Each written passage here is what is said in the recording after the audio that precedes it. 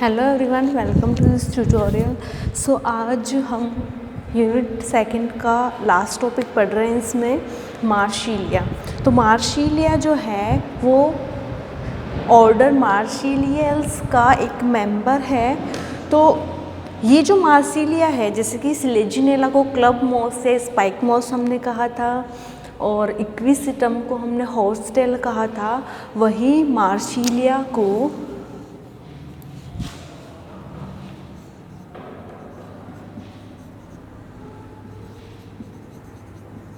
पीपरवर्ट भी कहते हैं। इसे पेपरवर्ट या पीपरवर्ट भी कहते हैं, डिपेंड्स ऑन प्रोनाउंसिएशन। सो जैसे कि इक्विसिटम को हमने हॉर्सटेल बोला था। हॉर्सटेल क्यों कहा था? क्योंकि हॉर्स की टेल जैसे, घोड़े की पूंछ जैसे उसकी संरचना दिख रही थी, तो उसे हमने हॉर्सटेल कहा था। इसे पीपरवर्ट भी कहते हैं। सॉरी, मार्शीलिया को पीपरवर्ट कहते हैं। अब देखो, इक्विसिटम में हमने जब ऊस्पोर का डेवलपमेंट पढ़ाया था कि ऊस्पोर से एम्ब्रियो का निर्माण कैसे होता है, या स्पोरोफिटिक प्लांट का निर्माण कैसे होता है, तो वहाँ मैंने एक चीज़ समझाई थी कि जो ऊस्पोर एक डिप्लॉयड स्ट्रक्चर होती है, तो इसमें एंटीक्लाइनल और पेरिक्लाइनल डिवीज़न से 4 सेल्स का निर्माण या टेट्राड का फॉर्मेशन होता है। इन टेट्राड में से मैंने यहाँ पे ये बताया था कि इन टेट्राड में से 3 नष्ट हो जाते हैं और एक आगे एक्टिव स्पोर की तरह कार्य करता है। नहीं, ऐसा इसमें नहीं होता है। यहाँ कन्फ्यूज़न था। देखो, यहाँ पे जो 4 सेलुलर स्ट्रक्चर का निर्माण हुआ था, जिसे हमने टेट्राड या चतुष्क कहा था। अब देखो, ये जो टेट्राड होता है ये आगे विभाजन करता है, डिवीज़न करेगा, बारंबार डिवीज़न करेगा और एक कंप्लीट सेलुलर स्ट्रक्चर का निर्माण करता है। तो इस जो चतुष्क होता है, इस चतुष्क की आधारीय भाग ये रूट का फॉर्मेशन करती है और ये शूट का फॉर्मेशन करती है। ठीक है, इसमें कोई टेट्राड में से 3 टेट्राड नष्ट नहीं होते हैं। कंप्लीट जो चारों सेल्स बनती है, वो चारों सेल्स ही आगे डिवीज़न करके जो उनका बेसल पोर्शन होता है वो रूट का फॉर्मेशन करता है, और उनका जो एपिकल पोर्शन होता है, मीन्स एम्ब्रियो का जो एपिकल पोर्शन होता है, वो शूट का फॉर्मेशन करता है। शूट मीन्स स्टेम और लीफ का फॉर्मेशन करता है। सो यहाँ पे क्लियर कर लेना। हाँ, तो फिर आते हैं हम पीपरवर्ट या मार्शीलिया पे। अगर मैं मार्शीलिया के हैबिटेट की बात करूँ तो ये स्वच्छ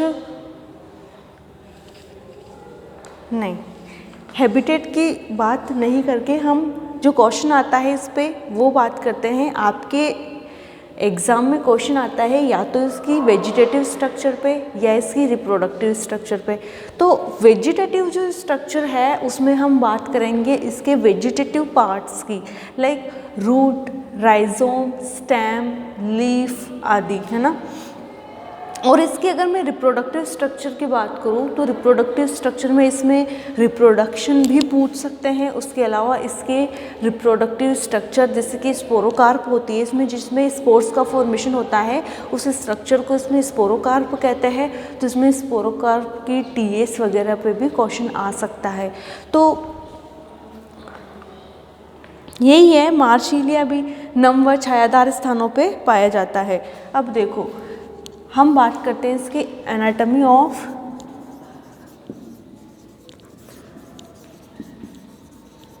राइजोम, प्रकंद की शारीरिकी। ठीक है, तो जो इसमें राइजोम होता है, मैंने बताया था कि राइजोम लीफलेस स्ट्रक्चर होती है जो कैसी होती है, बेलनाकार।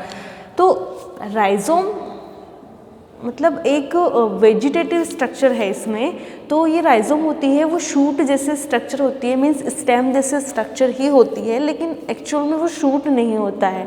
क्यों नहीं होता है? क्योंकि उस पर लीव्स नहीं पाई जाती। ठीक है, और वो एक वेजिटेटिव रिप्रोडक्शन का कार्य करने का काम करता है। ठीक है, तो हम इसकी एनाटॉमी ऑफ राइजोम की बात करते हैं। आपके इसके क्वेश्चन भी आ चुका है इस पर प्रीवियस ईयर्स में।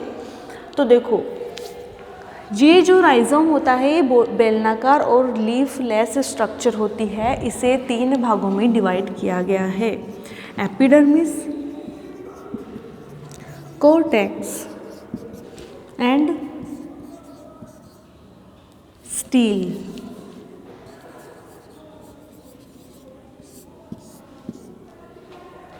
देखो इसकी संरचना को 3 भागों में डिवाइड किया गया है, epidermis, cortex and steel. Majority की अगर हम बात करें तो राइजोम, रूट, स्टेम, इनके स्ट्रक्चर्स के हम अगर बेसिक्स की बात करें ना तो एपिडर्मिस, कॉर्टेक्स और स्टील को ही हम कवर करते हैं। तो इसकी जो एपिडर्मिस होती है वो यूनिसेल्युलर होती है और पैरेन्काइमेटस सेल्स से मिलकर बनी हुई होती है। देखो पैरेन्काइमेटस सेल्स होते हैं मृदुतक, ठीक है, या मृदुतकीय कोशिकाएं। तो इनकी जो एपिडर्मिस होती है वो यूनिलेयर्ड, एक परतीय होती है, पैरेन्काइमेटस टिश्यूज से मिलकर बनी हुई होती है। तो मैं यहाँ पे लिख देती हूँ,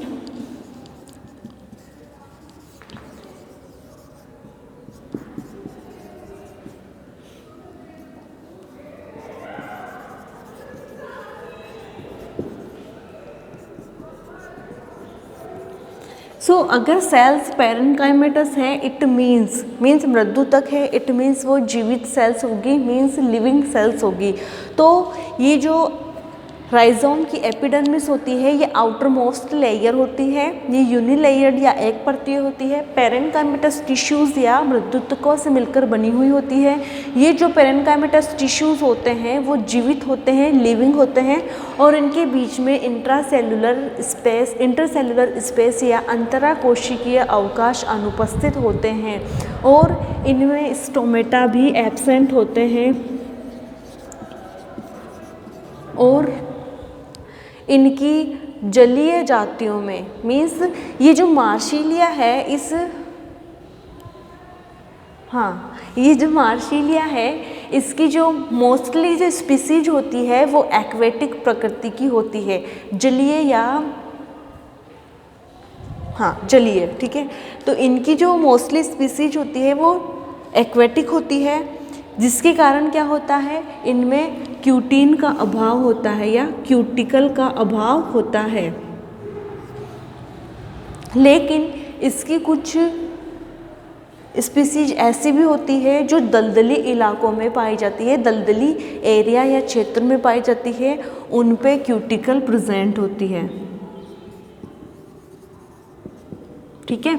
ये चीज़ ध्यान रखना कि मार्शीलिया की मोस्टली फर्स्ट थिंग तो ये स्टोमेटा एब्सेंट होते हैं किन पे, एक्वेटिक स्पीसीज में। तो मार्शीलिया की जो मोस्टली स्पीसीज होती है वो एक्वेटिक होती है, जिसके कारण उनमें क्यूटिकल का अभाव होता है। लेकिन जो स्पीसीज दलदली एरिया में पाई जाती है उन पे मोटी क्यूटिकल पाई जाती है। अब हम बात करते हैं कॉर्टेक्स की।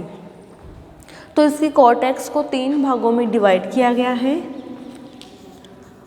आउटर कॉर्टेक्स, मिडिल कॉर्टेक्स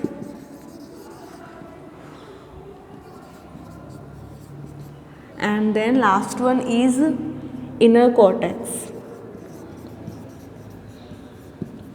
अब देखो इसकी जो आउटर कॉर्टेक्स होती है, मीन्स अगर मैं ओवरऑल कॉर्टेक्स की बात करूँ तो इसकी जो कॉर्टेक्स होती है वो मल्टी लेयर्ड होती है, बहुस्तरीय होती है।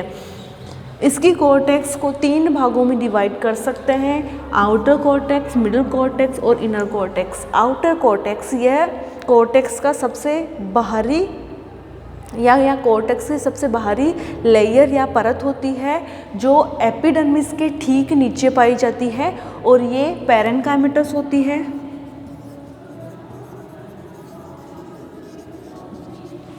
इनमें अंतराकोशिकीय अवकाश अनुपस्थित होते हैं और इसकी जो सेल्स होती है वो सेल्स गोलाकार होती है, ठीक है। तो आउटर कॉर्टेक्स की बात करूं तो ये एपिडर्मिस के ठीक नीचे पाई जाती है, पैरेन्काइमेटस होती है, इट मीन्स ये जीवित कोशिकाएं होती हैं और इसकी जो आउटर कॉर्टेक्स होती है इसमें क्लोरोफिल कंटेंट पाया जाता है, जिसके कारण ये फोटोसिंथेसिस कर सकती है। ध्यान रखना, क्लोरोफिल कंटेंट पाया जाता है जिसके कारण ये फोटोसिंथेसिस करने में सक्षम होती है। इनमें अंतराकोशिकीय अवकाश का अभाव होता है। अब देखो मिडिल कॉर्टेक्स, तो आउटर कॉर्टेक्स के ठीक नीचे मिडिल कॉर्टेक्स पाई जाती है। इस मिडिल कॉर्टेक्स में एयर चैम्बर्स पाए जाते हैं, वायु स्थान, वायु कोश, एयर चैम्बर्स। ठीक है, तो आउटर कॉर्टेक्स के ठीक नीचे मिडिल कॉर्टेक्स पाई जाती है। इस मिडिल कॉर्टेक्स में बड़े बड़े एयर चैम्बर्स पाए जाते हैं या बड़े बड़े वायु स्थान पाए जाते हैं। इन एयर चैम्बर्स में वायु संग्रहित होती है या एयर का स्टोरेज होता है। एयर चैम्बर्स का मिडिल कॉर्टेक्स में पाया जाना इसकी एक्वेटिक स्पीसीज के लिए अनुकूलन को दिखाता है। मीन्स आपको पता है कि जो एक्वेटिक स्पीसीज होती है, जैसे कि जलीय जातियाँ, तो कई जातियाँ ऐसे होती है जो फ्लोटिंग करती हुई पाई जाती है या वाटर सरफेस पे तैरती हुई पाई जाती है। तो ये देखो कि जो आउटर कॉर्टेक्स के ठीक नीचे मिडिल कॉर्टेक्स होती है, उनमें बड़े बड़े एयर चैम्बर्स पाए जाते हैं। तो इनके एक्वेटिक स्पीसीज के ये एक अडेप्टेशन या अनुकूलन को दिखा रहे हैं कि इनमें एयर चैम्बर्स पाए जाते हैं जो वायु, ये जो एयर चैम्बर्स होते हैं इनमें वायु का संग्रह होता है, जिससे कि उनको फ्लोटिंग में आसानी रहती है। वो एक्वेटिक प्लांट तैरते हुए पाए जाते हैं, मीन्स उनको उत्प्लावकता प्रदान करती है। और इस मिडिल कॉर्टेक्स में जो एयर चैम्बर्स पाए जाते हैं, उन एयर चैम्बर्स के ठीक नीचे स्क्लेरेनकाइमेटस सेल्स का समूह पाया जाता है। ठीक है, इन मिडिल कॉर्टेक्स सेल्स में जो एयर चैम्बर्स होते हैं उनके ठीक नीचे स्क्लेरेनकाइमेटस सेल्स की लेयर पाई जाती है, जिसे हम बोल सकते हैं दृढ़ोत्तकीय कोशिकाओं की लेयर पाई जाती है, जो इसको यांत्रिक बल या मैकेनिकल स्ट्रॉन्गनेस प्रदान करता है। ठीक है, तो इसको यांत्रिक बल प्रदान करने का कार्य करती है ये इसके नीचे पाई जाने वाली दृढ़ोत्तकीय या स्क्लेरेनकाइमेटस सेल्स। फिर बात करते हैं इस मिडिल कॉर्टेक्स के ठीक नीचे कुछ लेयर्ड इनर कॉर्टेक्स पाई जाती है। इस इनर कॉर्टेक्स की जो सेल्स होती है वो मृदुतकीय या पैरेन्काइमेटस होती है, जिनके बीच में वायु स्थान या अंतराकोशिकीय अवकाश नहीं पाए जाते हैं। और ये जो इनर कॉर्टेक्स होती है, इस इनर कॉर्टेक्स की सेल्स स्टार्च युक्त होती है, मीन्स संग्रह का कार्य करती है। अब शुरू से शुरू करते हैं। आउटर कॉर्टेक्स में पिगमेंट्स मीन्स क्लोरोफिल पाया जा रहा था, जो फोटोसिंथेसिस में हेल्पफुल होता है। देन इसके नीचे मिडिल कॉर्टेक्स में एयर चैम्बर्स पाए जाते हैं, जो कि एक्वेटिक स्पीसीज का एक अनुकूलन होता है, जो उनको उत्प्लावकता प्रदान करता है। क्यों? क्योंकि एयर चैम्बर्स में एयर्स भरी हुई होती है, जिससे कि वो फ्लोटिंग स्टेज में प्लांट तैरते हुए पाए जाते हैं। उन एयर चैम्बर्स के ठीक नीचे दृढ़ोत्तक या स्क्लेरेनकाइमेटस टिश्यूज पाए जाते हैं, जो इसको यांत्रिक आधार या बल प्रदान करने का कार्य करते हैं। Then last one is inner cortex. तो इनर कॉर्टेक्स मिडिल कॉर्टेक्स के ठीक नीचे पाई जाती है। ये कुछ स्तरीय होती है या कुछ लेयर्ड होती है, और इसकी जो सेल्स होती है वो पैरेन्काइमेटस होती है। वायु स्थान रहित और अंतराकोशिकीय अवकाश रहित ये संरचना होती है। और ये जो इनर कॉर्टेक्स की सेल्स होती है, ये इनर कॉर्टेक्स की सेल्स संग्रही संरचनाएं होती है, स्टोरेज का कार्य करती है, और ये स्टार्च युक्त होती है। अब बात करते हैं हम एंडोडर्मिस की। तो कॉर्टेक्स की सबसे इनर मोस्ट लेयर को एंडोडर्मिस कहते हैं। इनकी एंडोडर्मिस यूनिलेयर्ड होती है, ठीक है, और डोलकाकार या आयताकार कोशिकाओं से मिलकर बनी हुई होती है। तो कॉर्टेक्स की सबसे इनर मोस्ट लेयर कौन सी हो गई? एंडोडर्मिस। और एंडोडर्मिस की सेल्स आयताकार होती है और एक परतीय होती है, और या तो आयताकार या डोलकाकार होंगी। फिर आ जाते हैं हम स्टील पे। रंभ रंभ का निर्माण कौन करेंगे? जाइलम और फ्लोएम दोनों मिलके स्टील का निर्माण करेंगे। तो इसकी जो स्टील होती है इसके चारों ओर पेरिसाइकिल पाई जाती है। इसका जो स्टील होता है वो एम्फीफोलिक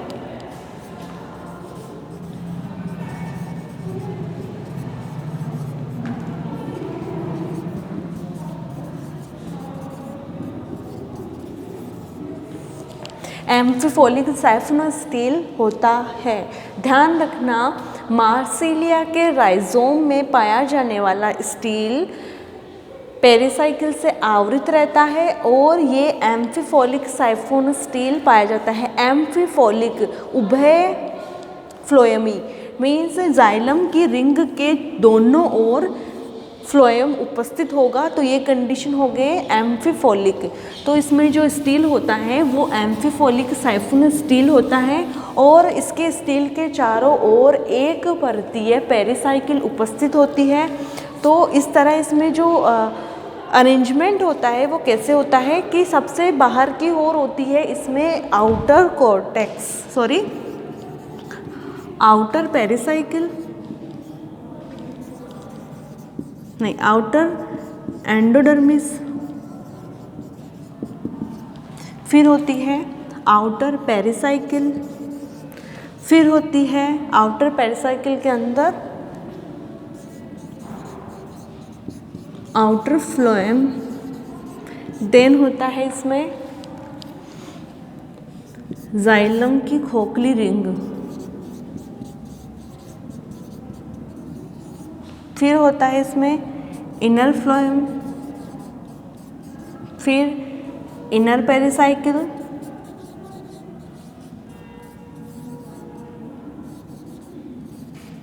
देन फिर होता है इसमें inner endodermis,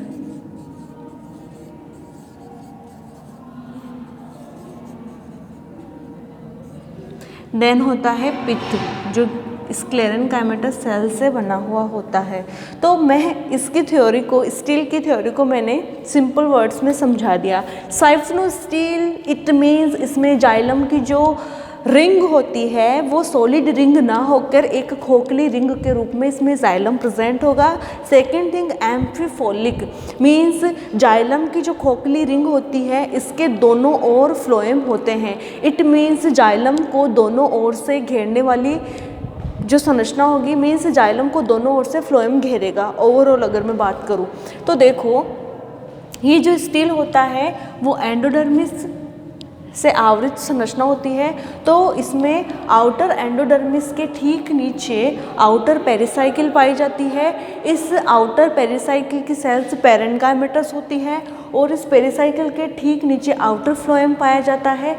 outer phloem xylem की खोखली रिंग के चारों ओर उपस्थित होता है। इस जाइलम की खोखली रिंग के बाहर जहां आउटर फ्लोएम है वहीं इस जाइलम की खोखली रिंग या होलो रिंग के अंदर की ओर इनर फ्लोएम पाया जाता है और इस इनर फ्लोएम के बाद में इसमें इनर पेरिसाइकिल पाई जाती है। इनर पेरिसाइकिल के बाद में इसमें इनर पेरिसाइकिल से घिरी हुई इनर एंडोडर्मिस पाई जाती है और बीच में पाया जाता है इसमें पित्त। जो पित्त होता है वो दृढ़ोत्तकों से मिलकर बनी हुई संरचना होती है, या मैं सिंपल वर्ड्स में कहूँ तो ये स्क्लेरेनकाइमेटस सेल से बना हुआ इसमें पित्त पाया जाता है। तो इस तरह इस राइजोम की स्ट्रक्चर आती है। तो मैं एक बार इसका डायग्राम ड्रॉ कर देती हूँ।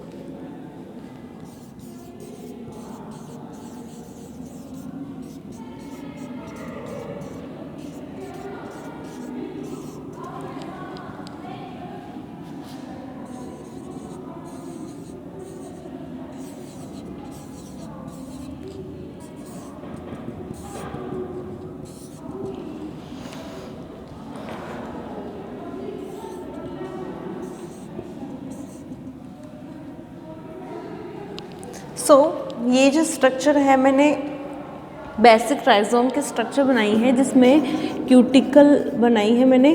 तो ये जो क्यूटिकल होती है, ये क्यूटिकल में अगर बात करूँ यहाँ पे, तो मैं एक्वेटिक प्लांट की यहाँ पे बात नहीं कर रही हूँ। मैं एक बेसिक जो स्ट्रक्चर्स मैंने यहाँ पे बताई है वो ओवरऑल एक डायग्राम में मैंने कवर की है।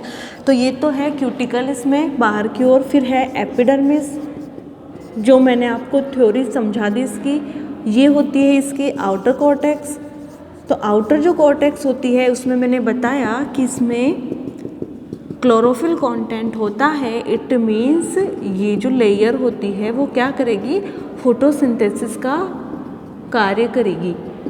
ठीक है, अब देखो इसमें जो मिडिल कॉर्टेक्स होती है, इस मिडिल कॉर्टेक्स में ये गोलाकार जो मैंने बनाए हैं, ये मैंने एयर चैम्बर्स बनाए हैं या एयर स्पेस बनाए हैं जिसमें वायु का संग्रह होता है और वो प्लांट को फ्लोटिंग प्रदान करने का कार्य करती है या उत्प्लावकता प्रदान करने का कार्य करती है। फिर मैंने ये बताया था कि जो इसकी मिडिल कॉर्टेक्स होती है, उस मिडिल कॉर्टेक्स में स्क्लेरेनकाइमेटस टिश्यूज़ भी पाए जाते हैं। ये देखो आप। और ये जो कुछ लेयर्ड होती है जो मैंने बताया था, यहाँ पे क्या होती है, इनर कॉर्टेक्स। ये है इसमें एंडोडर्मिस जो स्टील को घेरने का कार्य करती है या जो पेरिसाइकिल को घेरने का कार्य करती है। और पेरिसाइकिल किसको घेरती है, स्टील वाले क्षेत्र को। ये होगी इसमें पेरिसाइकिल।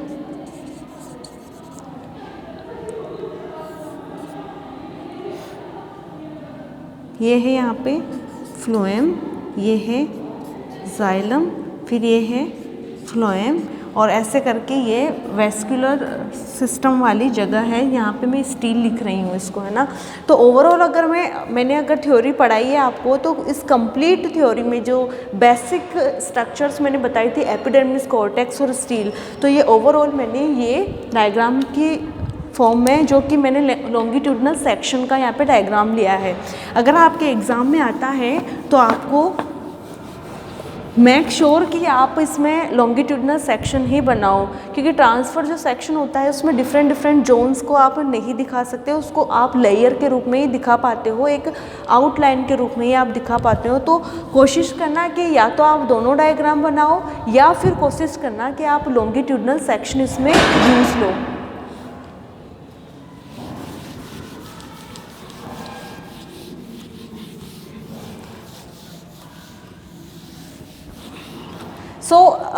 अब इससे आगे वाले स्ट्रक्चर की अगर मैं बात करूँ, तो इसके आगे वाले स्ट्रक्चर है इसमें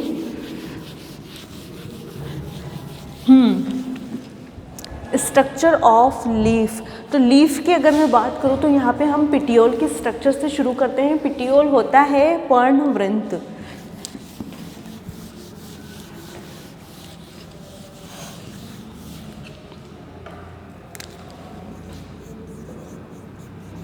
स्ट्रक्चर ऑफ पिटियोल या पर्णवृंत का शरीर। पर्णवृंत की संरचना। तो यहाँ पे पिटियोल के स्ट्रक्चर को 3 भागों में हम डिवाइड कर सकते हैं। Same epidermis, second one is cortex and third one is steel. So सबसे पहले ये देखो कि पिटियोल होता क्या है। पिटियोल क्या होता है? पिटियोल होता है लीफ को जोड़ने वाली स्ट्रक्चर, वह स्ट्रक्चर जो लीफ को स्टेम से जोड़ती है और जिसमें खुद के वेस्कुलर बंडल पाए जाते हैं, वो स्ट्रक्चर होती है पिटियोल। ठीक है, लीफ को स्टेम से जोड़ने वाली कनेक्टिव स्ट्रक्चर को पिटियोल कहते हैं। तो इस पिटियोल की जो स्ट्रक्चर होती है, इसे हम 3 भागों में डिवाइड कर सकते हैं, epidermis, cortex and steel. Epidermis की बात करें तो इसमें जो एपिडर्मिस होती है वो गोलाकार कोशिकाओं से मिलकर बनी हुई संरचनाएं होती है, और ये गोलाकार संरचनाओं की 2 से 3 परतीय एपिडर्मिस इसमें होती है। ध्यान रखना पेटियोल की एपिडर्मिस की बात कर रही हूँ, ना कि राइजोम या स्टेम की।